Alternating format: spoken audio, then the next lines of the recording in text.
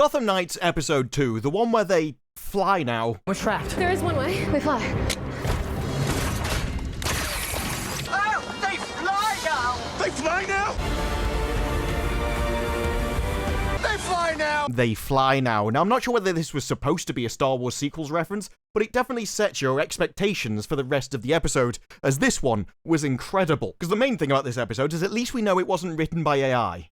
Because that would have made sense. Here's to questionable choices. We see the police arrive at Wayne Manor, and then we get this.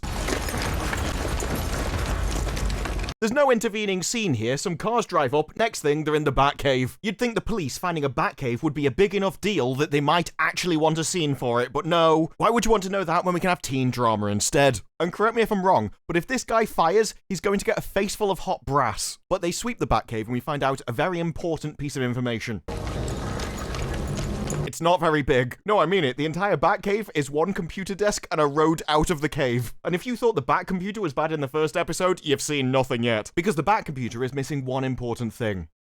A computer. And I know what you're thinking. Maybe it's the view. Maybe it's hiding somewhere else. I'm like, well, okay. It's an even worse view from the back. You can definitely see there's nothing there. And you may be thinking, well, monitors don't need to be next to the PC. And I would entirely agree with you. If there was any cable running to this computer at all, including a power cable. In fact, my biggest question now is how are the monitors on? And since the last time we've seen this computer, only one person has touched it, Hacker Girl. But for some reason, while she was there last time, she seems to have stolen 5 of the Bat keyboards. When they had the close-up, there were so many keyboards to make it look really complicated. And now they think no one's paying attention. That, or the hacker stole 5 Bat keyboards. Were they that powerful she was going to improve her home laptop? I have no idea. As you probably could have borrowed one of the staff's gaming setups and ended up with a better computer than that. Did you know about this? I think he's talking to the showrunner. Did you know it was going to be this crap? Because if you did, I never would have signed the contract in the first place. Bruce shared many secrets with me. This wasn't one of them. It's probably because he was ashamed of it, to be honest. He's a billionaire, and that's the best he can do. Seriously. This set's so small it could have been in Rings of Power. Bag and tag everything. Well, that won't take long. There isn't much of it. Pack up all the computers. Did you hear that? Pack up all those computers. You mean the 3 monitors? That'll take a long time, dude. No wonder he said pack up the computers. There's nothing else to take. But we jump over to a clothes store. And this clothes store seems to specialize in gaudy crap. I think you're meant to think all of this is expensive and incredibly stylish. But I just think those shoes are the true villain of Gotham Knights. They've even got bottles of urine for some reason. That's really weird. But the crew is here and they're stealing things. We got most wanted.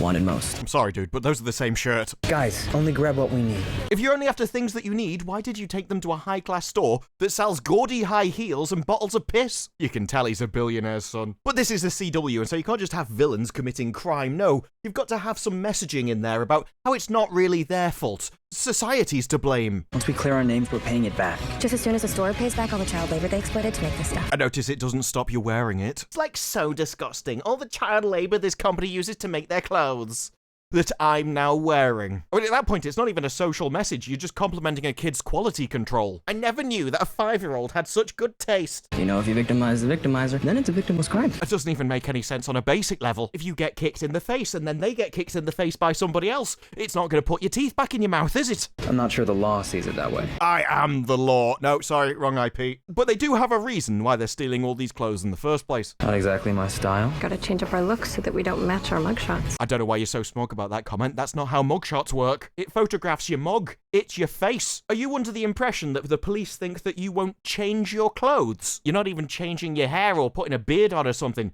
You're just wearing a different jacket. I really wish they'd taken that turtleneck when they seized your trust fund. I wish someone had seized this script, but we're all out of luck on both ends, love. But she starts trying to tease him. You don't have to be this boring. You can embrace your darker side to the one that crashed the car. Join us in our complete evilness. It'll be great. And I don't know whether the eyes come from trying to set up a love triangle or whether this is just how she plays the Joker. But at no point during The Dark Knight did I look at the Joker and think, I wonder if he wants to bang me. But can you imagine what it was like to direct a female Joker when they kept going, hey, love, smile more. It'd be like Moses parting the ocean as all the blue hairs at CW make room for the HR to come down and complain. But at that moment, the police turn up. It turns out they've set off a silent alarm. We've got the GCPD engaging in the high-tech surveillance vehicle of a blimp as the Knights make their way out the back exit, only to be stopped in the most unlikely of ways. Well, you just shattered both knees, love. What are you gonna do now? Become Professor X? Of course, they're amazed to see her, but she was just responding to the alarm. Responding to a burglary in progress.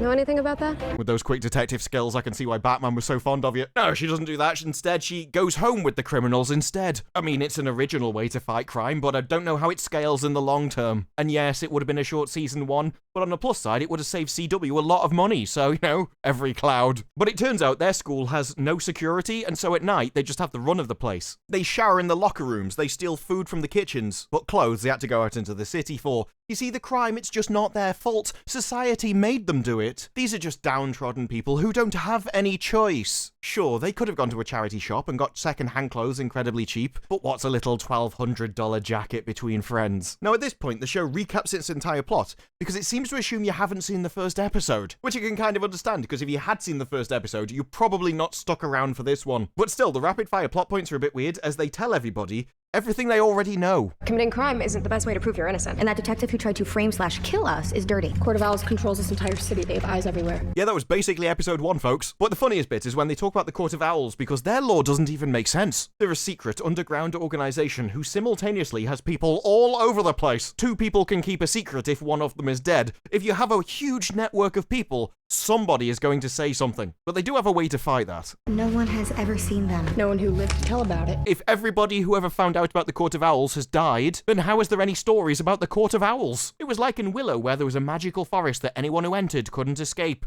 But we also know exactly the people who live in the forest. How do you know if nobody left the forest to come and tell everybody about it? But it gets worse. Speak not a whispered word of them, or they'll send the Talon for your head. Yes, the law of the owls is that anybody that says their name has someone come and kill them, and yet the only reason anybody knows about that is because it's in a nursery rhyme. So this is a top secret organization who doesn't let anyone talk about them, who invented a poem specifically to tell everybody about them. And it wasn't a secret, they kept repeating it in Arkham Asylum. Make it make sense.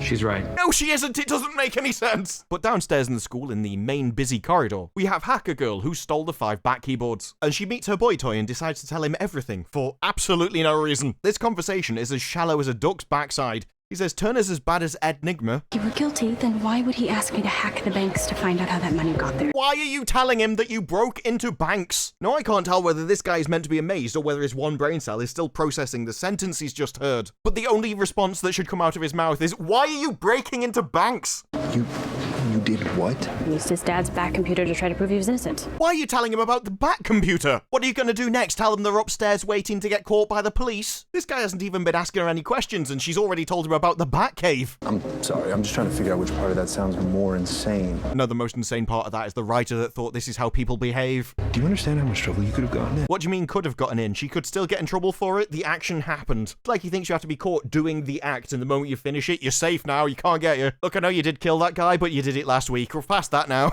Bygones be bygones. Or you could become an accessory if you keep helping him. She's already an accessory because she did help him. That's what an accessory means. Okay, well, you can help one person drag a body into the trunk of a car, but don't do it twice. That's an accessory. What world do these scriptwriters live in? But we find out the location of their top secret hideout that definitely no one will ever find, when this is the main busy corridor with tons of people around it, and she just walks past a staircase, turns off to the left, so everyone can still see you from the busy corridor. And the door's right there with a code that apparently every student seems to know. It's not even a secret room, it's a storage closet. You can see the cleaning materials. The only way that place is safe to hide is if the school has a bat janitor. What is it, Alfred's part-time job or something? Either way, she goes upstairs and discovers the villains all asleep, only to get caught by Lady Joker. Looks like someone took a wrong turn at cheerleader tryouts. We don't have cheerleaders at this school. Priorities, love. She's got a knife to your neck. What are you gonna do next? Correct her on her grammar? They're lost because you are rocking that skirt, Blondie. Again, I never went through the Dark Knight thinking the Joker wants to bang that guy. I just think it takes away some of the danger and the tension when you're trying to come on to somebody. But Turner appears to calm down the situation. She's a friend, everybody. She's my friend, you can trust her. I don't trust you. I did like that line, I've got to admit. Even in CW, from the writers of Batwoman, occasionally, they actually get something right. So you're the one who's gonna take all those little ones and zeros and make them prove we're innocent? Okay, so the quality doesn't last. It's more like a split-second camera flash, but it's better than nothing. Are you the daughter of the Quiz Bowl host? I think I prefer Hacker Chick. Hacker Chick it is. But they find out that the GCPD has impounded everything in the Batcave. I don't know how they're going to fit that in police evidence. It's going to take up at least 2 boxes. So the Bat computer? Yeah, don't blame me for being worried about that. The magic computer that doesn't need power. Or a computer. That Wayne tech is really next gen, isn't it? But we cut to the police station with everything they've impounded from the Batcave, and it does indeed take up 2 boxes. One for his little guns and one for his keyboards. They would have needed 3 boxes, but 5 of the keyboards went missing between episode 1 and 2, so saved him a job there. Oh, no, I tell a lie. Here are the first 2 boxes, and there are 2 extra at the back. Maybe that's where they're storing the monitors. But the police are concerned a detective's missing, and so they phone him and hear his phone ring in the office. For some reason, his phone is ringing from a box on the desk. So he gets a letter opener and slices open the top of the box. He then opens the box without cutting any of the rest of the tape. This man is an absolute Chad. No wonder they cut to his face for a few seconds so you couldn't see him just rip open the box at the top. That would have been fun. Show us what a man you are, Castiel. Unfortunately, inside the box is the cop's face. I know, love, it breaks all the UPS's postage guidelines. I would have been disgusted as well. Castiel's like, use Parcel Force next time. What's wrong with you? We better check on his team. And let's just hope they haven't been shipped with DPD. So she phones the rest of the team, and a phone rings across the other side of the office. And unfortunately, they've used the same shipping company for their heads as well. Didn't even send it in refrigerated post. It's disgusting, it really is. No wonder Castiel looks like he's just chewed a wasp. Of course, the Knights find out the police were murdered and come to a horrifying conclusion. Or they'll send the Talon for your head. Yeah, it's a good job that top secret organization that nobody's allowed to talk about made a poem which tells you all of their tactics. I know people complain about Tal not show, but at this point you're just taking the piss. You had an organization that nobody's allowed to talk about and still somehow found a way to tell us about it before you showed us. That's the most pointless exposition dump of a TV show that I've seen, as you went on to show us anyway. But Turner being Turner does have the IQ of a spoon, and that seems to be the IQ that CW thinks its audience has when they keep asking questions like this. Why would they kill Ford and his men? Because they screwed up killing us. I think we could have worked that one out on our own, love. Okay. Say they are real. How can you not believe they're real? They've beheaded 6 people, you dumb cow. I take it back. You've got blue hair. I should have expected it. Who is going to believe us? My dad would have. I don't know whether you're keeping up here, mate, but your dad's dead. He died in episode 1. What are you talking about? I don't know where we're going to get any gold. Well, a leprechaun would have some for you. Yes, but as he doesn't exist, I think maybe we should focus on something that actually matters. The world's greatest detective was found holding a Court of Owls coin. I'll bet he knew something about them. Seriously, his one brain cell was straining and that was the best thing he could come out with. You know a Batman when he had that coin with the Court of Owls stamped on it? I bet that means he knew something about the Court of Owls. Don't strain yourself, mate. You'll cause a fire in your own face. Maybe he got too close to them, and that's what got him killed. Or maybe they killed him because he couldn't cha-cha correctly. If we're just gonna guess, based off no evidence at all, we'll be here all day. But as ever in a badly written show, just when you hit a dead end, somebody randomly knows an answer which they didn't tell you 5 minutes ago. There is one way, but it's a terrible idea. Never stopped us before? That's true. If terrible ideas stopped you, you wouldn't be standing there right now. We got Bruce's journals. He kept records of all of his cases. Why didn't you tell us about this before? We need to know why Batman was killed. It was probably something he was working on. And you know that he keeps a diary about all of his cases. Didn't want to mention that to the group, love. There is one way to know everything about Batman. He does keep case files, by the way. I'm sorry, I just forgot this major plot point until we ran out of all other options. It happens all the time. But it turns out the journals are kept in Wayne Tower in another secret compartment. That place is full of them, apparently. Honestly, it's amazing the police haven't found that one as well, considering how easy they found the Batcave. But if they want the journals, they're going to have to break back into the same place they broke in the first episode. You'd think that'd be incredibly easy, but for some reason, now it's going to be incredibly difficult. You're right, that is a terrible idea. I mean, it was a piece of piss for him to do it yesterday. It can't have got that much difficult in 24 hours. You do realize the first rule they teach you in thief school is never return to the scene of the crime, right? Hey, I mean, if Ezra Miller can get away with it, I don't see why you can't. They'll have doubled the security, restored the motion sensors, and have redundant cameras covering every way in. How did they do all that in 24 hours, love? And it is interesting when she mentions restoring the motion sensors, because we entirely forget about that for the rest of the episode. But I'm sure if you've disabled them once, you can do it again. I have faith. The thing is, Captain Batsoup has a plan. There's an elevator that goes from the car park all the way up to the Bruce's offices, which Bruce would have used to avoid security. And he's only now just realizing why. I always thought it was so we could avoid the press. How would a secret elevator avoid the press? Are you telling me that Wayne Tower had secret paparazzi hiding in the elevators? Did they have their own secret compartment for that as well, or how's that working? But no, he's realized the real reason is... Turns out it was because he couldn't exactly roll through the lobby dressed as Batman. But apparently driving through the car park as Batman, that's absolutely fine. This isn't a secret private entrance, it's still in the car park, where the rest of your staff are. All I'm saying is them seeing Batman repeatedly in the car park may tip them off onto who the technologically advanced superhero is. But they work out if they steal a Wayne car, they can bypass all the security into the garage without anyone noticing, and then break into the tower from there. My dad used to say that every strength is secretly a weakness. I mean, that even sounds like nonsense, and I've not even considered it. I mean, that doesn't even apply here. A car which bypasses your security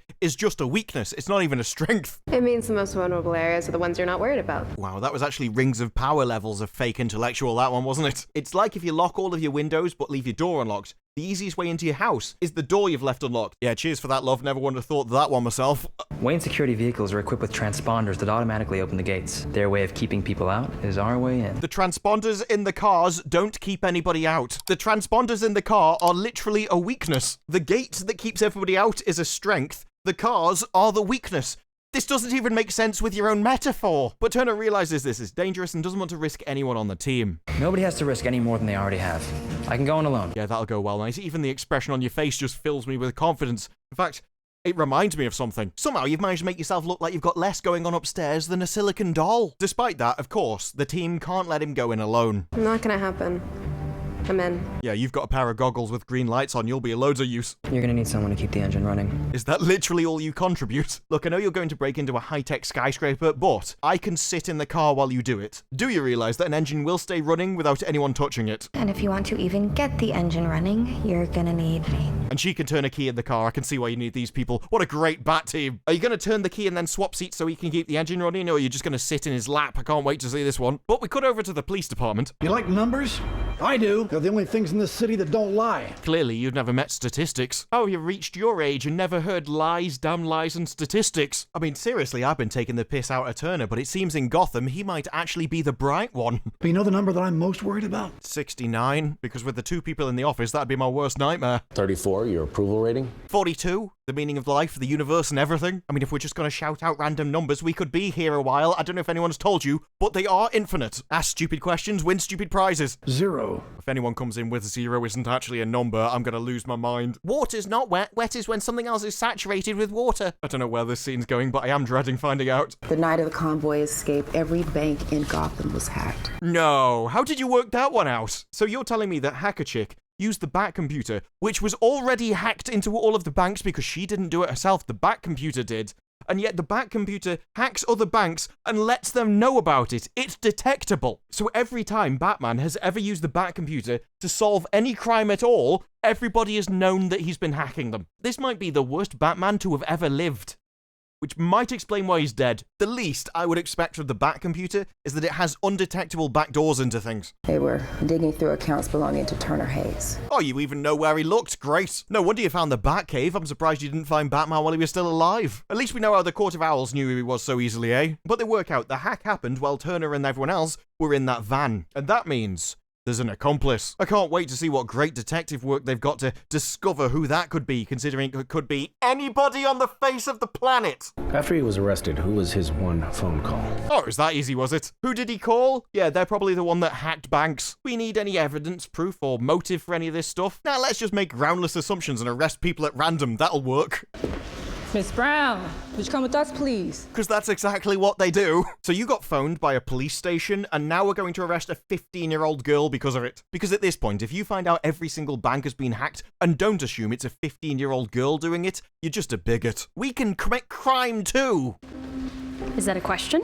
So they take her down the station, past her boyfriend, to whom she just admitted everything to for absolutely no reason. I'm sure that won't come back to bite her in the ass in any way, that'd be weird. And we cut back to Wayne Tech. Now obviously, Wayne Tech has just had its CEO murdered. They've doubled security. Everyone's on high alert. And so it's going to be incredibly tough for them to get inside the car park. That's why he drives in and finds a single tiny little gate with no guards on it. Well, that was tough. I can understand why he was so worried about breaking into Wayne Tower. Many master criminals have fallen foul of a gate. Either way, they drive up to the elevator, and we find out how she's going to handle security. You know, that security which they've doubled, added more cameras and backup officers. We saw how they broke in yesterday, and now it's got far more complicated. So it would be weird if this was actually easier this time round. Looks like somebody gave you a brand new set of motion sensors. I'll be accessing those. How are you accessing the motion sensors? You didn't even access the motion sensors yesterday. You had to send someone through the air vent to rip out the electronics to turn off the motion sensors, and now it turns out you can just turn them off from a laptop whenever you want it. This doesn't come across as making her smart, it comes across as making the writers really stupid. And your cameras. So now she can access the cameras from her laptop as well. And if you can do that, Why did he have to cover it in soap the first time round? Either way, the two of them go up to the elevator while the rest of them stay in the car. Look, they've got to keep the engine running. It's definitely a three-man job. Because if the engine stops, we're going to have to get that girl to turn the key again. Only she's got the skills for that. Now, at this point, they've suddenly realized there is a problem. What do you think happens if they change my dad's code? I'm just sitting here wondering how you know his code in the first place. But somehow, magically, he knows the code to an elevator he's never used. And Wayne Tower never changed it, so everybody's safe. Seriously, if this is what the security of Wayne Tower is like, it's amazing Batman never got murdered before. Of course, it turns out the Joker's planning something, because she never should have gone along with this stupid plan in the first place. She's actually got one of her own. Going along with Turner's plan is a part of my plan. Okay, I didn't think you looked creepy for most of this series, but you've definitely managed to nail the crazy eyes. Then maybe this is one of the few times we need you to stop smiling and use your eyes instead. But her plan is to not prove her innocence and just run, get out of Gotham in the car they're in. This car can get past the blockades, and she'd been shopping around with that watch. And this creepy little timepiece is worth a whole lot more than we figured. For some reason, someone willing to pay a lot for the Court of Owls watch didn't trigger alarm bells. Also, crazy eyes still got them. But so I learned two things in this scene. Firstly, it's the most obvious plot twist of any CW series I've ever seen. And secondly, this actress is carrying the entire series on her back. She's easily my favorite character in it and the best actress. While all this is going on, Turner and Robin arrive upstairs in the office. They find the window that Batman was thrown out of. This is the last place he was alive. I mean, technically, that was the pavement about 40 floors down. It's also weird that this is Wayne Tower and they haven't even bothered to board up the window. Instead, they just hung a little bit of a sheet over it. That is a safety hazard. HR is going to kill you if someone else falls out the same hole. I also love all the police line do not cross tape.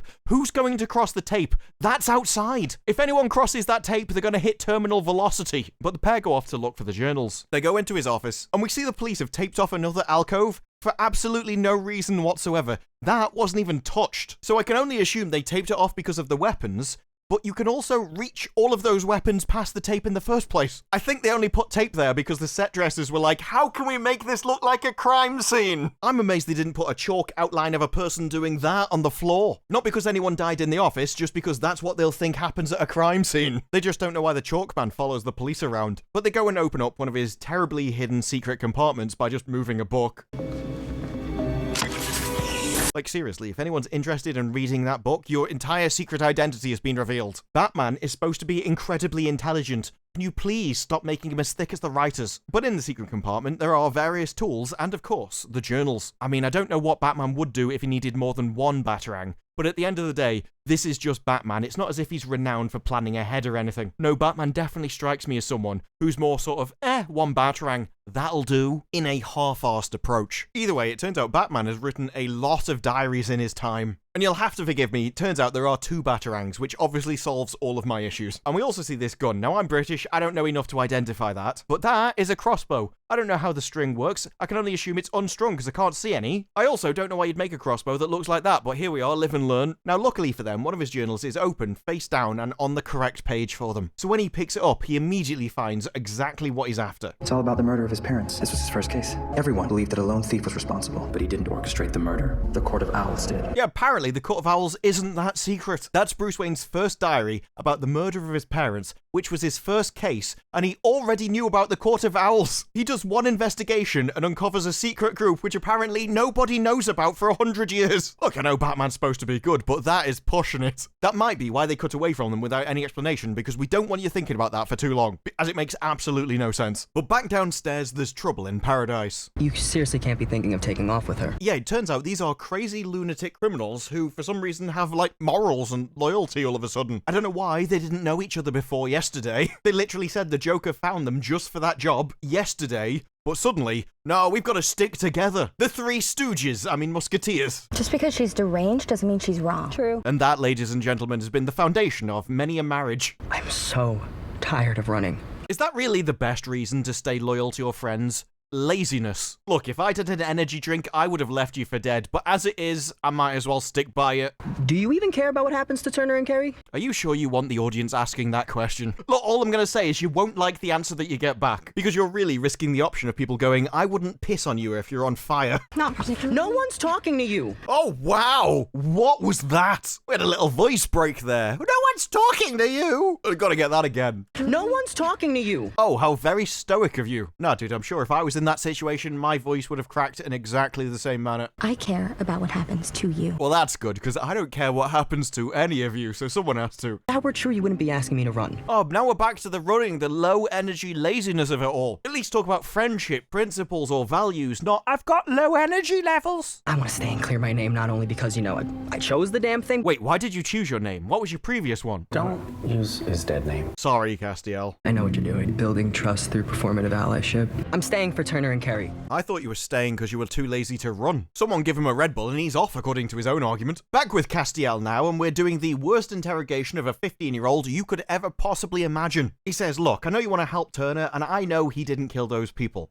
But the Joker did. Do you know anything about her that would help? He's holding a press conference to announce a manhunt. Your idea of helping Turner. Excuse me, love. It's 2023. That would be people hunt. I will also accept a socially constructed variety of identities hunt if you want to be really inclusive. Is hacking into every bank in Gotham yours? Oh, touche. I have absolutely no basis for this belief, except for the fact that you received a phone call from prison. But I'm still going to accuse you of hacking into every single bank in the entire city simultaneously. I'd love to know how you think she even learned how to do that. Not many of Turner's friends have a 4.0 in computer science, so it seems like you certainly have the skills. Are you taking the piss? Because I have heard some stupid lines in your time, but that one's off. So I had to translate that into British. A 4.0 is an A. She's 15, she's in high school. My GCSE computer science had me circling the mouse and telling it what a monitor did. At no point getting an A in GCSE IT allows you to hack into multiple banks. How you got this man to say that with a straight face, I don't understand, but I think he needs an Oscar for it. And the only response she should be doing is laughing in his face. Why are you looking at him as if you're Wednesday Addams? Or you've caught me out there. I do have a 4.0 in my high school IT lessons. Not only can I hack banks, I can install a Minecraft server as well. Theft of corporate and financial data carries a 5-year prison sentence, minimum. Well, that's lucky, because it's going to take me about 5 years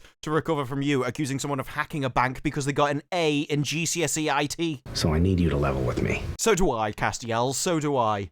Are you happy with the decisions you've made in your career path? Because sure, I know you get to play Two-Face later on, but admit it, in this scene, you must have been wondering what your agent was doing. I don't believe you read these lines and didn't think, yeah, maybe this was a mistake.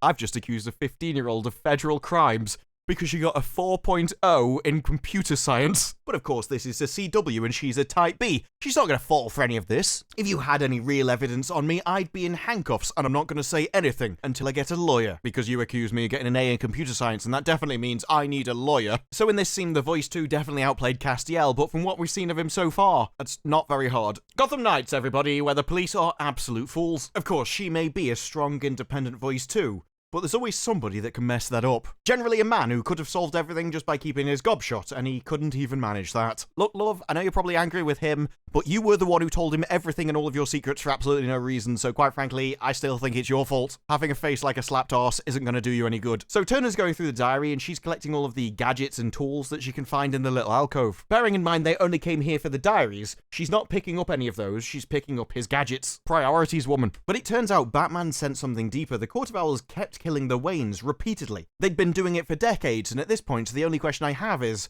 why did they wait for them to grow up if they're that concerned about them? My dad suspected the court had been hunting Waynes for decades, centuries even. Well, that's weird, because the Joker said the Court of Owls has only ruled Gotham for 100 years, but now they've been hunting Waynes for centuries. Have you ever considered stopping them breeding? It would have been a lot easier. He drew maps, every corner of the city. What did he find?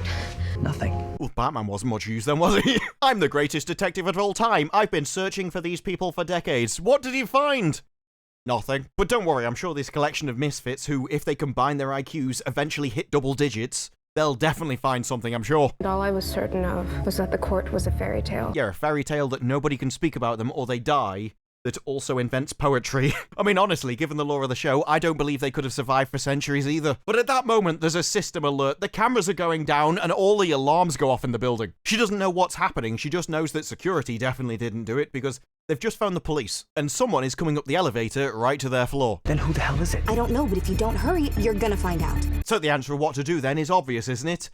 hurry and get out. Just walk to the elevator. It's easy. Or they could just stand around for half an hour and wait until someone walks through the door and they find out who it is. They take the latter option, because they do pack up, very slowly. She grabs one single diary rather than all of them. As you can see, she cleaned out all of the other gadgets, just didn't bother with any of the diaries, which is the only reason they came to this place in the first place. But just as they're about to leave, they hear a noise at the door, and rather than hurrying up, stand there doing nothing. Run! They don't run. Stop standing there! They're still standing there! With time for that guy to walk forwards and slowly raise his head so I make an intimidating picture for the camera. And they haven't moved. He flashes them the sword. They still haven't moved. Move! Can you please stop moving at some point in time? I'll take that as a no then, shall I? But we come back and they still haven't moved. Eventually they run and they've got an incredible plan on how they're going to stop the master assassin from the Court of Owls. Yep, we're going to shut a narrow wooden door, that'll help. This is a master assassin, but as everyone knows, his weakness will be wood. He's basically the sonic screwdriver of Gotham. Oh, and he can't push a door open with two 15-year-olds on the other side. So he's not particularly strong either. So they turn a tiny little lock, which is only meant for privacy, not to stop assassins. And their plan, instead of running for the elevator when the door is locked, is to just stand there on the other side of the door and just assume he's not going to get through it. Downstairs now, alarms keep going off because the entire building has been alerted. The police are on their way and security are on their way to that floor. And then this happens. He uses his sword to cut through the lock, but he can't cut through a wooden door. You know how swords work. Metal, absolutely no problem. But a tiny, thin wooden door can't do that. Somehow, the police turn up outside the building instantaneously and start running inside. These three geniuses come up with a master plan. Gotta go help them. Seriously, what do you think you're gonna do up there? It's an assassin. Either way, they go to help, only for the Joker to get into the driving seat and go, well, I'm gonna leave, you can come with me, or go up there and die. Your choice. They're about to be the meat in a cop Talon sandwich. This is your last chance to stay alive. I mean, honestly, I'm not sure how scary Talon is when he can't get through a wooden door. Well, you can't do this. You can't just abandon them. There's that trademark stoicism I see you producing again. But we do find out why the Joker is the way she is. Why not, Cullen? Everyone abandoned me. Enough times for me to know that no one would ever come save me. Yeah, she's gonna buy some cats. I can't help thinking that this line is just a self-insert from one of the writers. Why does everybody leave me? So she drives off and leaves them to go upstairs to fight an assassin. The police charge in, but luckily, they manage to get into the elevator just in time. Come on! Oh, that was tense. It had me on the edge of my seat. Back upstairs, and the Talon still hasn't just started hacking at the door with his sword, which he could probably get through in about 30 seconds, nor has he managed to overpower the two 15-year-old children. Dude, if it is that easy to get through the door, why don't you just start hacking at it with your sword? But don't worry, the cavalry's arrived. You're definitely safe now. I need some help here, guys. When he said he needed help, I don't think two more 15-year-olds gently pushing on the wrong side of the door with no leverage is exactly what he had in mind. Either way, he pulls back because this guy can definitely hold one door on his own and realizes he can block the door with a samurai sword. All I've got to do is put it through the door handles. He'll definitely not be able to get past that. Now, I'm pretty sure that this is loose enough that you could just open a door and use your finger to push that sword out of the way. But I'm not a master assassin, so I'm sure he's got a great reason as to why he didn't do that. No, instead, it's time for the crew to solve a problem. Can't get out that way. Well, we're definitely not getting out that way. Then we're trapped. Thanks, Captain Obvious. You are really helping. We can't go that way. We can't go that way. Oh, we're trapped. I don't know what we're going to do. What's going to come next? You're going to tell us that the door's blocked by samurai swords or something. But don't worry. Robin's to the rescue, and she's got a plan. It's a good job she spent all of her time getting Batman gadgets rather than the books which they actually came for. Because now she's going to save their lives. There is one way. How? Climb? No, we fly. They fly now? They fly now! I mean, yeah, should I really use the same joke that I used in the intro that you've already seen? Because let's be honest, it's watch the same joke, or you actually get to see what they do, because it's worse than I showed back then. Oh, sure, she fires the rope, but that's not the best bit, because I, for one, have a question. Sure, now you've got a rope that you can slide down, but you've also only got one handle for people to do it. So unless you're all going to hang on to her, I don't know how you're all going to make it down that rope. It's a 48-story drop, so don't let go. Don't tease me, love. I don't think I could be any more excited than I am right now. Now, I've already seen this. I know what happens. But there is this slight possibility that if I watch it again, it might change this time. Maybe this time they all fall off the rope and fall 40 floors. Yes, it's very unlikely, but there's a chance. Yeah, there's also this scene. somehow, and I have no idea how, they've all got these individual handles. I don't even know where they came from. That's never explained. They just suddenly get handles for them all to go down on magically. Now, there is one weird thing about all of them. Like, you can clearly tell he's not straining to hold his weight up. He's standing on something with his arms in the air. That's why his arms are gently bent. He's got no pressure on them at all. And then, of course, we get the best bit. They fly now, everybody! Of course, we have to cut back to the Joker because that incredible escape had so much adrenaline pumping around my body, I'm not sure how I'm still alive. I'm so glad we cut to a scene where I can calm down. And I'm just going to point out at this point that in Gotham Knights, time and space don't actually exist. Because what's about to happen can't physically happen, but it's going to happen anyway. Alright, just accept it, turn your brain off, it'll be fine. Because she goes off to sell the watch. She meets her fence. Polished campers tells time, too. I'm glad you told me what a watch does, love. I was wondering. You neglected to mention an engraving. Yeah, for some reason, when she was selling the watch, at no point did she tell anybody about the Court of Owls engraving on it. So no, she shouldn't mention it, but is also not worried when someone is willing to pay over the odds for the watch. She's supposed to be the best criminal out of the group, and is incredibly stupid. Is what makes it so sought after. Yes, it turns out he knows what the watch is all along. When she offered him the watch, he shopped it round to a load of buyers, and one of the buyers said, I want that, thanks, and is willing to pay an astronomical amount of money for it. What do you mean sought after? And then the penny drops for her, which is weird, because for me it dropped about 20 minutes ago. Will pay a fortune, and willing to pay even more for the person selling it. Welcome to the most predictable plot twist of any TV show. If you didn't see that coming, may I suggest you audition for Daredevil, because you are definitely blind. Back with the crew now, and they actually realise that, hang on, she said she could get over the odds for a watch with an engraving on it. That should pay less, but now it pays more. It must be the Court of Owls after it. And I'm like, yes, it's obvious. Why didn't any of you realise this before you needed to at this exact second? The issue is she was in a car and drove across the city to where she needed to be. These people are on foot. They've just realised this while she's already at the fence. There's definitely no way they can make it in time. Oh, please tell me you were not this stupid. If I've learned one thing in this show, it's to never underestimate anyone's stupidity. Because I had incredibly low expectations already, and you just keep beating them. You have no idea who you're dealing with. Nor do I care. Based economy. But she does try to warn him that you need to let me go and you need to run because the Court of Owls won't allow you to stay alive after what you know. Of course he doesn't listen. Largely because the moment she says it to him, a sword bursts through his chest. I think we can probably assume the buyer never actually told him that part of the agreement. Of course now, the Joker has to face Talon. Bearing in mind he just killed the buyer and his only job is to kill her, we should probably assume he'll attack her straight away. Wouldn't want her to get away. Are you going to attack her at any point? I mean, seriously, mate. Why are you letting her run away? He has throwing knives. He could still catch her before she gets to the door. Is he going to throw one of those? Nope. Seriously, I don't know what the show's doing. Either way, he just lets her run out until she gets to the car. It takes a long time for her to get to the car, and the music does remind me of Stargate.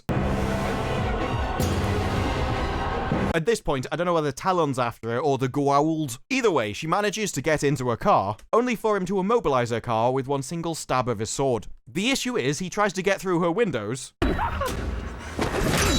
and he just can't. It's like super-powered glass or something. Although, bearing in mind how easy it was for him to get in the bonnet, I don't know why he doesn't just stab it through the side of the door, because it doesn't look like the bodywork is exactly as strong as the glass.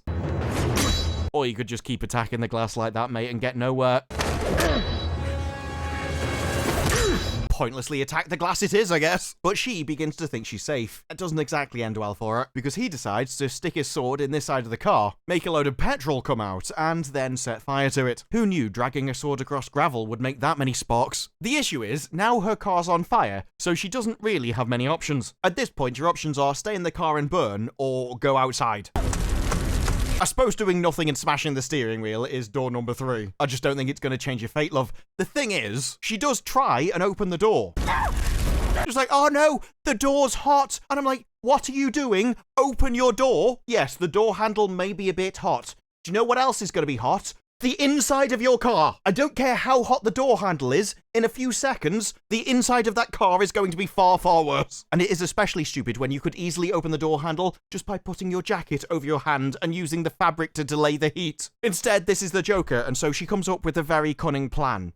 To just sit in the car and die. Not because she wants to die, but because she can't think of a way to overcome a slightly warm door handle. Because she wants to get out of the car. That's why she's trying to ram it with her shoulder, rather than just opening the door with the door handle like a normal person. In fact, she's so bad at using a door handle, she would have died in this moment, all because she's too thick to understand how a car works. Luckily, at that moment, backup arrives. I don't know how, considering it's been about 45 seconds, and the people were on the other side of the city, but somehow, they managed to run across it in time. Like I said, time and space don't really exist in Gotham City. Maybe Ezra Miller gave him a lift. The thing is, Talon doesn't seem particularly bothered that you've stuck him with a tiny little knife. Although we do have Turner coming in with his samurai sword to help. Is anyone going to do anything about the stupid person in the car that can't open the door?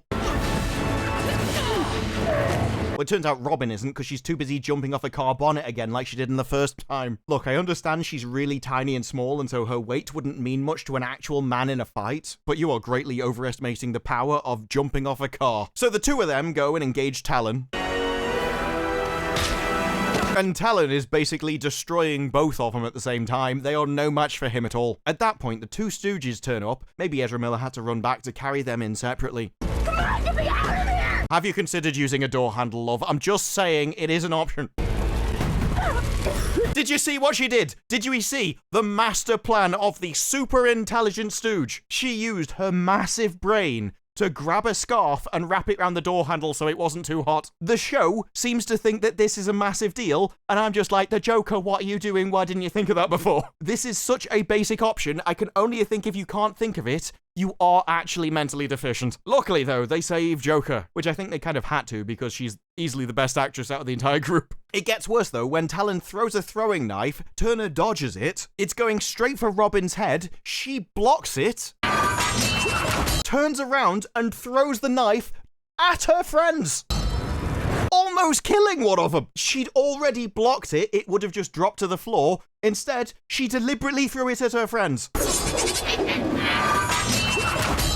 With friends like that, who needs enemies? No wonder Batman died, Robin probably did it. Of course now, Talon does what I've always hated in movies. He's used one sword all of this time, but now he's realized I'm struggling, I need to actually improve my game.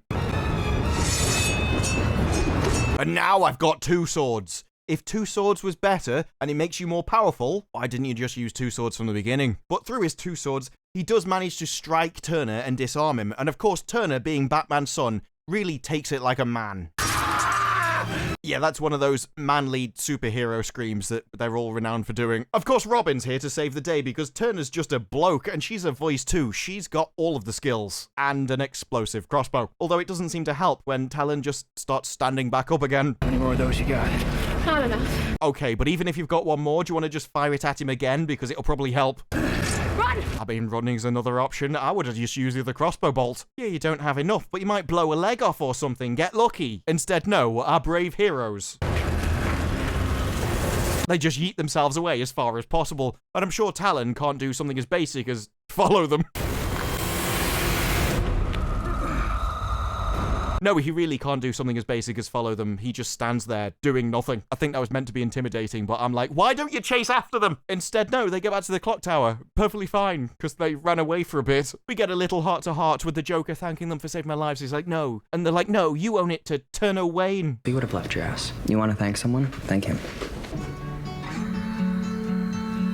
Oh no, it's the love triangle back again. That was pretty stupid, you know, thinking that you could go up against the Talon like that. Nailed it. 2023, where the best chat-up line she can come up with is, that was pretty stupid, you know. Hey, I suppose it's better than bring down the patriarchy. Look, I know, we all want to kill each other. Okay, I've got to say, that was like he was talking to me. I really felt that line. I mean, I would do it in a split second. But if we stick together, we have a better shot at keeping the Court of Owls from doing it for us. I mean, if you all want to kill each other, I'd just let the Court of Owls do it for you. I can't be the only one rooting for the Court of Owls at this point. Especially if they think they're not getting a season 2. Maybe we'll just get them wiped out at the end of the first season. That'd be awesome. But he says the reason I survived that fight is because my dad trained me in sword fighting and martial arts. At first, I just thought he wanted me to do something, and now I think, what could he have been preparing me for? Despite the fact that in the first episode, Robin told him he wants to keep you out of this life. But now, maybe, no, he was actually training me to be Batman. There's no way you could be Batman. You'd have to grow a brain first. Makes me wonder what else he might have been preparing me for. The slow realization that you could get outsmarted by a frog. I mean, seriously, that's an open-ended question. We could be here all day. Then we get these two. She confronts him. I can't believe you've been here to stitch me up. He's like, no, I didn't come here to stitch you up. Instead,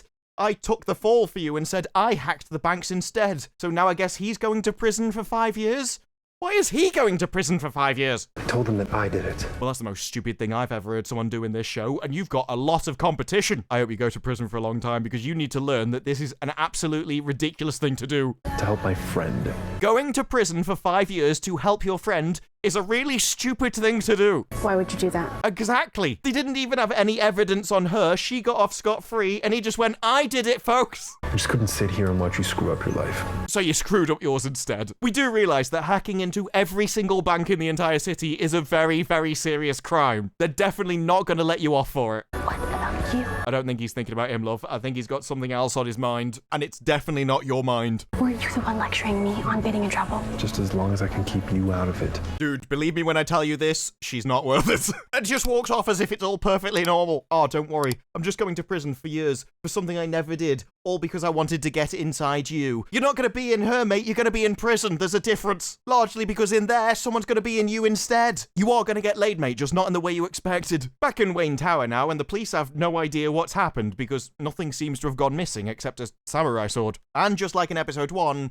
we come back to Cressida, where it's just he's on their side, he's really trying to track down the Gotham Knights, and she reminds him that we put you into power, we can remove you from it as well. Have you forgotten your debt of gratitude?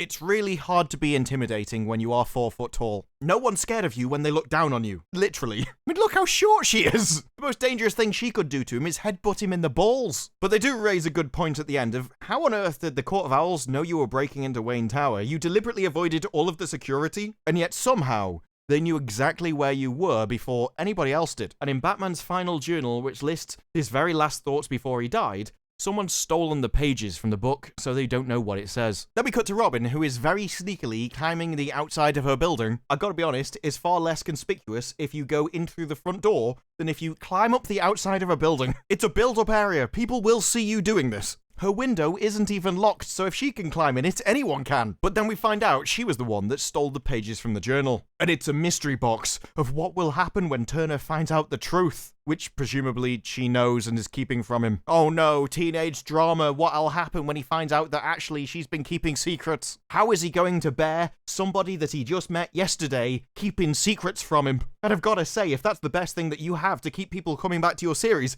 you are in trouble. Because in episode 1, fight scenes had people teleporting around. In this, we had you forgetting what happened in the first one and remotely hacking into things which you had to physically destroy in the first time, even when you're breaking into the same building. We had the assassin for the Court of Owls, who should be the most scary thing you can come up against, who was actually not dangerous at all. Not only could he not really beat them in a fight, but he couldn't even get through a small, thin wooden door with his sword. A sword which breaks metal, by the way. Contradictions in this, not its strong point. Deep plot, not its strong point. A guy willing to go to prison for 5 years for absolutely no reason and for a crime he didn't commit. Apparently that's just normal in the scriptwriter's room. I'm sure if you ask them, they'd say it's romantic. And obviously, as this is Batwoman in a CW show, we had to have our virtue signaling. Yes, this is child labor, and if people are doing bad things, that means you can do bad things to them, and that's a victimless crime, apparently. And of course, we had to bring up, I chose my name, while setting up a love triangle, not just between Turner Hacker Chick and her boyfriend, but between Turner Hacker Chick and Joker's daughter. CW, I don't know what you were doing when you got the Batwoman team to make another DC superhero show, but you've done it now, and it's actually more impressive than Batwoman was. I have no idea what you thought you were doing when you made the decision, but I do hope you didn't think you were going to make any money from it, because I'm going to be very interested in the ratings of this one after the last one, because even in your second episode, you recapped the first one because you assumed nobody would have watched it, and if they did, they're very unlikely to have followed through to the second one. I have no idea what the ratings will be by the end of this series, but I can't wait to find out. And those are just my thoughts. What are yours? Let me know what you think down in the comments below. Like the video if you like the video. Subscribe. More videos like this in the future. And I will see you in the next one. Bye-bye.